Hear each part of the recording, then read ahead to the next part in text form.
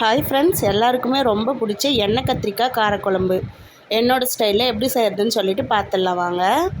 அதுக்கு கடாயில் 2 ஸ்பூன் எண்ணெய் ஊற்றிக்கோங்க. எண்ணெய் நல்லா காயணும். எண்ணெய் நல்லா காஞ்சதுமே கடுகு, உளுத்தம்பருப்பு, கொஞ்சமாக சீரகம், நான் எல்லாத்தையும் கடுகு கூடயே மிக்ஸ் பண்ணி வச்சுருக்கேன். ஸோ எல்லாத்தையும் சேர்த்து ஒரு 1/4 ஸ்பூன் அளவுக்கு போட்டு நல்லா பொரிஞ்சு வரட்டும்.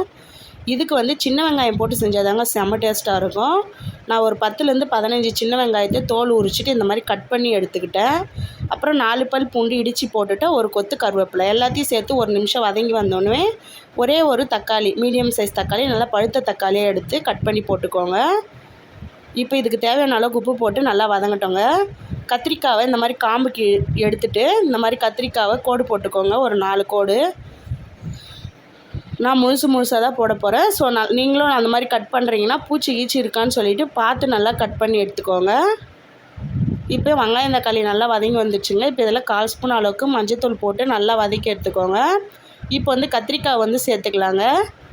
இது முள் கத்திரிக்காய். நீங்கள் எந்த கத்திரிக்காய் சேர்க்குறதா இருந்தாலும் இதே மெத்தட் தான். ஸோ கத்திரிக்காவை சேர்த்துட்டு நல்லா ஒரு 2லேருந்து 3 நிமிஷம் நல்லா பரட்டி விட்டுருங்க. இப்போ இதுக்கு தேவையான அளவுக்கு வீட்டில் அரைச்ச குழம்பு மிளகாத்தூள் சேர்த்துக்கலாங்க. ஒரு 1/2 ஸ்பூன் அளவுக்கு சேர்த்துக்கிறேன்.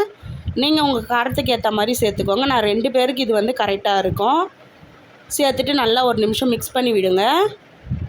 இப்போ இதில் ஒரு எலுமிச்சை சைஸ் அளவுக்கு புளியை கரைச்சி எடுத்து வச்சுருக்கேங்க. நான் இன்றைக்கி கொஞ்சம் புளிப்பாக நச்சுன்னு வைக்க போகிறேன். ஸோ கொஞ்சம் புளிப்பு அதிகமாக தான் ஊற்றிருக்கேன். நீங்கள் கம்மியாக சாப்பிடுவீங்கன்னா கம்மியாக சேர்த்துக்கோங்க. புளியை ஊற்றிட்டு தண்ணி எதுவுமே சேர்க்க வேணாங்க. வேணும்னா கொஞ்சமாக ஊற்றிக்கோங்க.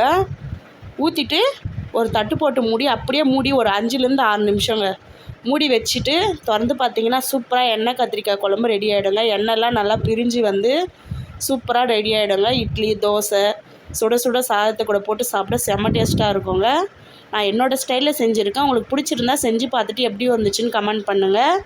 லைக் பண்ணுங்கள், ஷேர் பண்ணுங்கள், சேனலை சப்ஸ்கிரைப் பண்ணுங்கள். ஓகே, பாய்.